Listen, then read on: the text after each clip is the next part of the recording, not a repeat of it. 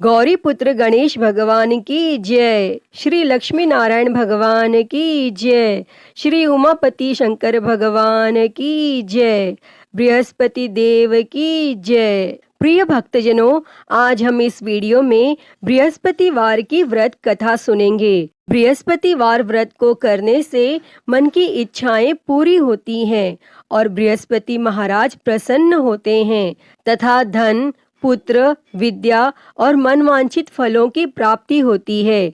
परिवार को सुख शांति मिलती है। इसीलिए यह व्रत सर्वश्रेष्ठ और अति फलदायक सभी स्त्री और पुरुषों के लिए है। इस व्रत में केले का पूजन करना चाहिए।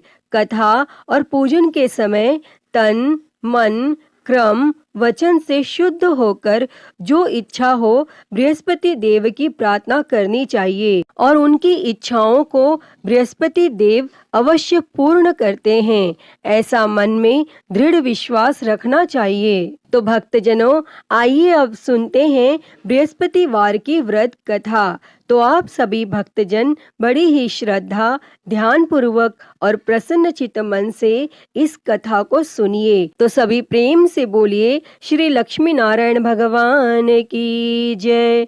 बृहस्पति देव की जय। सर्व देवी देवता की जय।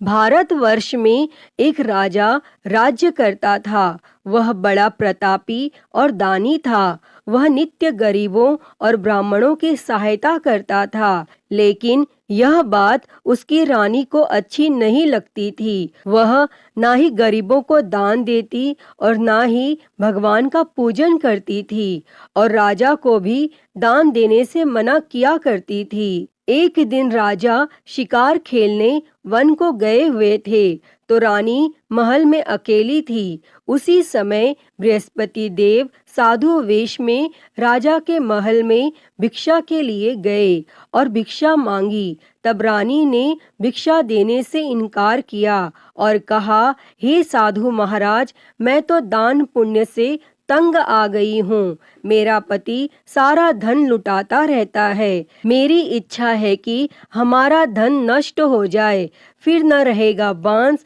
न बजेगी बांसुरी। तब साधु ने कहा, देवी, तुम तो बड़ी अजीब हो। धन, संतान तो सभी चाहते हैं, पुत्र और लक्ष्मी तो पापी के घर भी होनी चाहिए। यदि तुम्हारे पास अधिक धन है तो भूखों को भोजन दो, प्यासों के लिए प्याऊ बनवाओ, मुसाफिरों के लिए धर्मशालाएं खुलवाओ और निर्धन अपनी कुंवारी कन्याओं का विवाह नहीं कर सकते, उनका विवाह करा दो। ऐसे कई और काम हैं जिनको करने से तुम्हारा यश लोक परलोक में फैलेगा।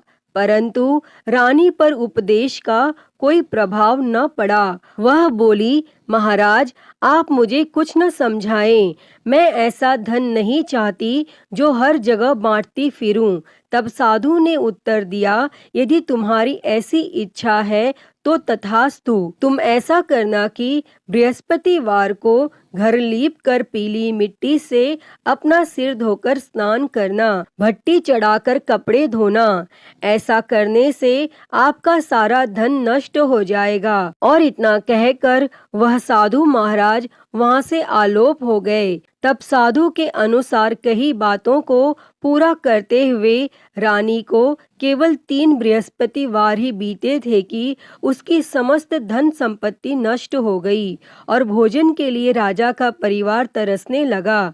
तब एक दिन राजा ने रानी से बोला कि हे रानी, तुम यहीं रहो, मैं दूसरे देश को जाता हूँ, क्योंकि यहाँ पर सभी लोग मुझे जानते हैं, इसीलिए मैं कोई छोटा कार्य नहीं कर सकता। तब ऐसा कहकर राजा परदेश चला गया और वहाँ वह जंगल से लकड़ी काटकर लाता और शहर में बेचता और इस तरह वह अपना जीवन व्यतीत करने लगा। इधर राजा के परदेश जाते ही रानी और दासी दुखी रहने लगे। एक बार जब रानी और दासी को 7 दिन तक बिना भोजन के रहना पड़ा तो रानी ने अपनी दासी से कहा, हे दासी, पास ही के नगर में मेरी बहन रहती है, वह बड़ी धनवान है, तू उसके पास जा और कुछ ले आ ताकि थोड़ी बहुत गुजर बसर हो जाए। तब दासी रानी की बहन के पास गई और उस दिन गुरुवार था और रानी की बहन उस समय बृहस्पतिवार व्रत की कथा सुन रही थी। तब दासी ने रानी की बहन को अपनी रानी का संदेश दिया, लेकिन रानी की बड़ी बहन ने कोई उत्तर नहीं दिया।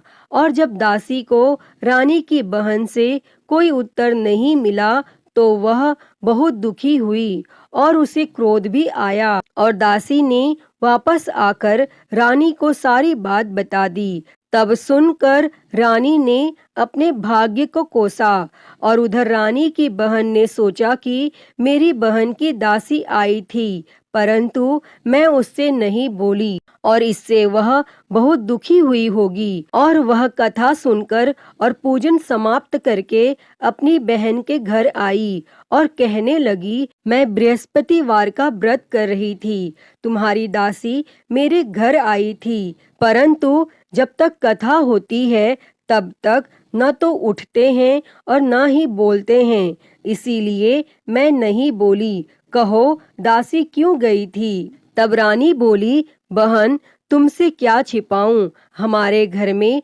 खाने तक को अनाज नहीं था। और ऐसा कहते कहते रानी की आंखें भर आई। उसने दासी समेत पिछले 7 दिनों में भूखे रहने तक की बात अपनी बहन को विस्तार पूर्वक सुना दी। तब रानी की बहन बोली, देखो बहन, भगवान बृहस्पति देव सबकी मनोकामना को पूर्ण करते हैं। देखो शायद तुम्हारे घर में अनाज रखा हो। पहले तो रानी को विश्वास नहीं हुआ, पर बहन के आग्रह करने पर उसने अपनी दासी को अंदर भेजा तो उसे सचमुच अनाज से भरा एक घड़ा मिल गया और यह देखकर दासी को बड़ी हैरानी हुई। तब दासी रानी से कहने लगी, हे रानी, जब हमको भोजन नहीं मिलता तो हम व्रत ही तो करते हैं, इसीलिए क्यों न इनसे व्रत और कथा की विधि पूछ ली जाए ताकि हम भी व्रत कर सकें। और तब रानी ने अपनी बहन से बृहस्पतिवार व्रत के बारे में पूछा। तब उसकी बहन ने बताया, बृहस्पतिवार के व्रत में चने की दाल और मुनक्का से विष्णु भगवान का केले की जड़ में पूजन करें तथा दीपक जलाएं, व्रत कथा सुनें और पीला भोजन ही करें, इससे बृहस्पति देव प्रसन्न होते हैं। व्रत और पूजन विधि बताकर रानी की बहन अपने घर को लौट गई और 7 दिन के बाद जब गुरुवार आया तो रानी और दासी ने व्रत रखा। गुड़साल में जाकर चना और गुड़ लेकर आई, फिर उससे केले की जड़ तथा विष्णु भगवान का पूजन किया। और अब पीला भोजन कहाँ से आए, इस बात को लेकर दोनों बहुत दुखी थी। चूंकि उन्होंने व्रत रखा था, इसीलिए बृहस्पति देव उनसे प्रसन्न थे। इसीलिए वे एक साधारण व्यक्ति का रूप धारण कर 2 थालों में सुंदर पीला भोजन दासी को दे गए। और तब भोजन पाकर दासी प्रसन्न हुई और फिर रानी के साथ मिलकर भोजन ग्रहण किया और उसके बाद वे सभी गुरुवार को व्रत और पूजन करने लगी। बृहस्पति भगवान की कृपा से उनके पास फिर से धन संपत्ति आ गई, परंतु रानी फिर से पहले की तरह आलस्य करने लगी। तब दासी बोली, देखो रानी, तुम पहले भी इस प्रकार आलस्य करती थी, तुम्हें धन रखने में कष्ट होता था और इस कारण सब धन नष्ट हो गया। और अब जब भगवान बृहस्पति की कृपा से धन मिला है तो तुम्हें फिर से आलस्य होता है। और रानी को समझाते हुए दासी कहती है कि बड़ी मुसीबतों के बाद हमने यह धन पाया है, इसीलिए हमें दान पुण्य करना चाहिए, भूखे मनुष्यों को भोजन कराना चाहिए और धन को शुभ कार्यों में खर्च करना चाहिए, जिससे तुम्हारे कुल का यश बढ़ेगा, स्वर्ग की प्राप्ति होगी और पितर प्रसन्न होंगे। और तब दासी की बात मानकर रानी अपना धन शुभ कार्यों में खर्च करने लगी, जिससे पूरे नगर में उसका यश फैलने लगा। और बृहस्पतिवार व्रत कथा के बाद श्रद्धा के साथ आरती की जानी चाहिए। इसके बाद प्रसाद बांटकर उसे ग्रहण करना चाहिए। और यहाँ एक दिन राजा दुखी होकर जंगल में एक पेड़ के नीचे आसन जमाकर बैठ गया। वह अपनी दशा को याद करके व्याकुल होने लगा और बृहस्पतिवार का दिन था। एकाएक उसने देखा कि निर्जन वन में एक साधु प्रकट हुए और वह साधु वेश में स्वयं बृहस्पति देवता थे। लकड़हारे के सामने आकर बोले, हे लकड़हारे, इस सुनसान जंगल में तू चिंता मग्न क्यों बैठा है? तब लकड़हारे ने दोनों हाथ जोड़कर प्रणाम किया और उत्तर दिया, हे महात्मा जी, आप सब कुछ जानते हैं, मैं क्या कहूँ? यह कहकर रोने लगा और साधु को अपनी आत्मकथा सुनाई। तब महात्मा जी ने कहा, तुम्हारी स्त्री ने बृहस्पतिवार के दिन बृहस्पति भगवान का निरादर किया है, जिसके कारण रुष्ट होकर उन्होंने तुम्हारी यह दशा कर दी। अब तुम चिंता को दूर करके मेरे कहने पर चलो तो तुम्हारे सब कष्ट दूर हो जाएंगे और भगवान पहले से भी अधिक संपत्ति देंगे। तुम बृहस्पति के दिन कथा किया करो। 2 पैसे के चने मुनक्का लाकर उसका प्रसाद बनाओ और शुद्ध जल से लोटे में शक्कर मिलाकर अमृत तैयार करो। कथा के पश्चात अपने सारे परिवार और सुनने वाले प्रेमियों में अमृत व प्रसाद बांटकर आप भी ग्रहण करो। ऐसा करने से भगवान तुम्हारी सब मनोकामनाएं पूरी करेंगे। तब साधु के ऐसे वचन सुनकर लकड़हारा बोला, हे प्रभु, मुझे लकड़ी बेचकर इतना पैसा नहीं मिलता जिससे भोजन के उपरांत कुछ बचा सकूं। मैंने रात्रि में अपनी स्त्री को व्याकुल देखा है। मेरे पास कुछ भी नहीं जिससे मैं उसकी खबर मंगा सकूं। तब साधु ने कहा, हे लकड़हारे, तुम किसी बात की चिंता मत करो। बृहस्पति के दिन तुम रोजाना की तरह लकड़ियां लेकर शहर को जाओ। तुमको रोज से दुगना धन प्राप्त होगा, जिससे तुम भली भांति भोजन कर लोगे तथा बृहस्पति देव की पूजा का सामान भी आ जाएगा। और इतना कहकर साधु अंतर ध्यान हो गए और धीरे धीरे समय व्यतीत होने पर फिर वही बृहस्पतिवार का दिन आया और लकड़हारा जंगल से लकड़ी काटकर किसी शहर में बेचने गया। उसे उस दिन और दिन से अधिक पैसा मिला। तब राजा ने चना गुड़ आदि लाकर गुरुवार का व्रत किया और उस दिन से उसके सभी क्लेश दूर हो गए। परंतु जब दोबारा गुरुवार का दिन आया तो बृहस्पतिवार का व्रत करना वह भूल गया। इस कारण बृहस्पति भगवान नाराज हो गए और उस दिन उस नगर के राजा ने विशाल यज्ञ का आयोजन किया तथा शहर में यह घोषणा करा दी कि कोई भी मनुष्य अपने घर में भोजन न बनावे और न आग जलावे। समस्त जनता मेरे यहाँ भोजन करने आवे और इस आज्ञा को जो न मानेगा उसे फांसी की सजा दी जाएगी। और इस तरह की घोषणा संपूर्ण नगर में करवा दी गई। तब राजा की आज्ञा अनुसार शहर के सभी लोग भोजन करने गए, लेकिन लकड़हारा कुछ देर से पहुंचा, इसीलिए राजा उसको अपने साथ घर लिवा ले गए और ले जाकर भोजन करा रहे थे तो रानी की दृष्टि उस खूंटी पर पड़ी जिस पर उसका हार लटका हुआ था। वह वहां पर दिखाई नहीं दिया। तब रानी ने निश्चय किया कि मेरा हार इस मनुष्य ने चुरा लिया है और उसी समय सिपाहियों को बुलाकर उसको कारागार में डलवा दिया। और जब लकड़हारा कारागार में पड़ गया और वह बहुत दुखी होकर विचार करने लगा कि न जाने कौन से पूर्व जन्म के कर्म से मुझे यह दुख प्राप्त हुआ है, और वह उसी साधु को याद करने लगा जो कि जंगल में मिले थे। तब उसी समय तत्काल बृहस्पति देव साधु के रूप में प्रकट हुए और उसकी दशा को देखकर कहने लगे, अरे मूर्ख, तूने बृहस्पति देव की कथा नहीं करी, इस कारण तुझे दुख प्राप्त हुआ है। अब चिंता मत कर, बृहस्पतिवार के दिन कारागार के दरवाजे पर 4 पैसे पड़े मिलेंगे। उनसे तू बृहस्पति देव की पूजा करना और तेरे सभी कष्ट दूर हो जाएंगे। तब बृहस्पतिवार के दिन उसे 4 पैसे मिले। लकड़हारे ने कथा कही और उसी रात्रि को बृहस्पति देव ने उस नगर के राजा को स्वप्न में कहा, हे राजा, तुमने जिस आदमी को कारागार में बंद कर दिया है वह निर्दोष है, वह राजा है, उसे छोड़ देना।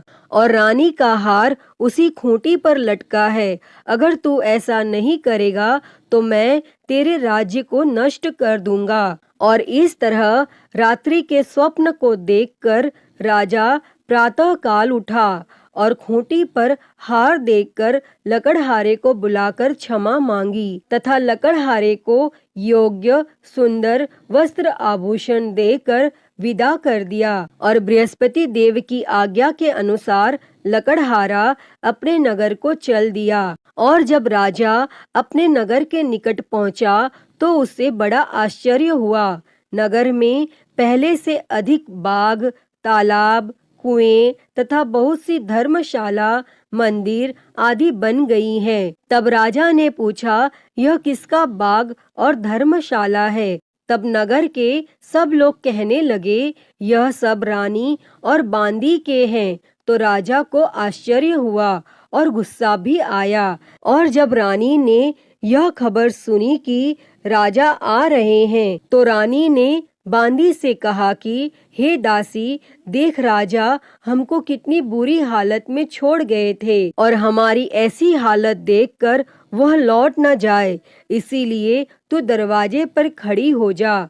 तब आज्ञा अनुसार दासी दरवाजे पर खड़ी हो गई और राजा आए तो उन्हें अपने साथ लिवा लाई। तब राजा ने क्रोध करके अपनी रानी से पूछा कि यह धन तुम्हें कैसे प्राप्त हुआ है? तब रानी ने कहा, हमें यह सब धन बृहस्पति देव के इस व्रत के प्रभाव से प्राप्त हुआ है। और फिर राजा ने निश्चय किया कि 7 रोज बाद तो सभी बृहस्पति देव का पूजन करते हैं, परंतु मैं प्रतिदिन दिन में 3 बार कहानी तथा रोज व्रत किया करूँगा। और अब हर समय राजा के दुपट्टे में चने की दाल बंधी रहती तथा दिन में 3 बार कहानी कहता। और एक रोज राजा ने विचार किया कि चलो अपनी बहन के यहाँ हो आवे।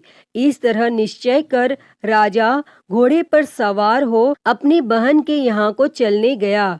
मार्ग में उसने देखा कि कुछ आदमी एक मुर्दे को लिए जा रहे हैं। उन्हें रोककर राजा ने कहा, अरे भाइयों, मेरी बृहस्पति देव की कथा सुन लो। और वे बोले, लो, हमारा तो आदमी मर गया है, इसको अपनी कथा की पड़ी है। परंतु कुछ आदमी बोले, अच्छा कहो, हम तुम्हारी कथा भी सुनेंगे। तब राजा ने दाल निकाली और जब कथा आधी हुई थी कि मुर्दा हिलने लग गया। और जब कथा समाप्त हो गई तो राम राम करके मनुष्य उठकर खड़ा हो गया। और आगे मार्ग में उसे एक किसान खेत में हल चलाता मिला। तब राजा ने उसे देखकर उससे बोले, अरे भैया, तुम मेरी बृहस्पतिवार की कथा सुन लो। तब किसान बोला, जब तक मैं तेरी कथा सुनूंगा तब तक 4 हरिया जोत लूंगा। जा अपनी कथा किसी और को सुना। इस तरह राजा आगे चलने लगा और राजा के हटते ही बैल पछाड़ खाकर गिर गया तथा किसान के पेट में बड़ी जोर का दर्द होने लगा। और उस समय उसकी माँ रोटी लेकर आई। उसने जब यह देखा तो अपने पुत्र से सब हाल पूछा। तब बेटे ने सभी हाल कह दिया। तो बुढ़िया दौड़ी दौड़ी उस घुड़सवार के पास गई और उससे बोली कि मैं तेरी कथा सुनूंगी, तू अपनी कथा मेरे खेत पर चलकर ही कहना। तब राजा ने बुढ़िया के खेत पर जाकर कथा कही और जिसके सुनते ही वह बैल उठ खड़ा हुआ तथा किसान के पेट का दर्द भी बंद हो गया। और राजा अपनी बहन के घर पहुंचा और बहन ने भाई की खूब मेहमानी की। दूसरे रोज प्रातः काल राजा जगा तो वह देखने लगा कि सब लोग भोजन कर रहे हैं। तब राजा ने अपनी बहन से कहा, ऐसा कोई मनुष्य है जिसने भोजन नहीं किया हो, मेरी बृहस्पतिवार की कथा सुन ले। तब बहन बोली, हे भैया, यह देश ऐसा ही है कि पहले यहाँ लोग भोजन करते हैं, बाद में अन्य काम करते हैं। अगर कोई पड़ोस में हो तो देख आऊं।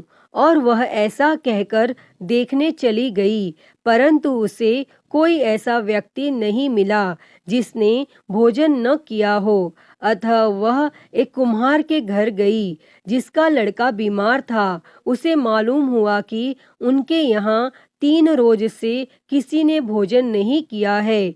तब रानी ने अपने भाई की कथा सुनने के लिए कुम्हार से कहा और वह तैयार हो गया। तब राजा ने जाकर बृहस्पतिवार की कथा कही, जिसको सुनकर उसका लड़का ठीक हो गया और अब तो राजा की प्रशंसा होने लगी। फिर एक रोज राजा ने अपनी बहन से कहा कि हे बहन, हम अपने घर को जाएंगे, तुम भी तैयार हो जाओ।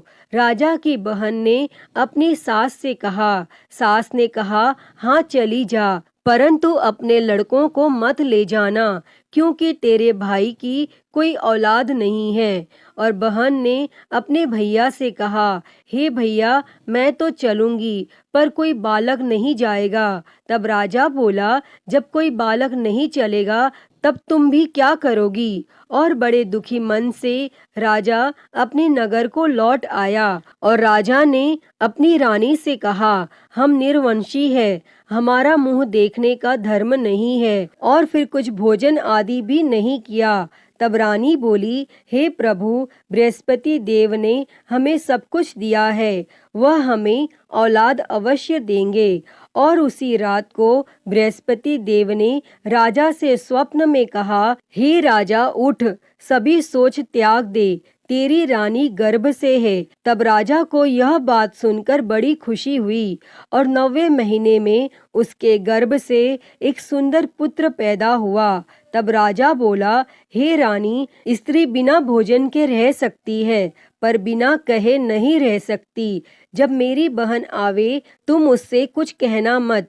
तब रानी ने यह सुनकर हाँ कर दिया।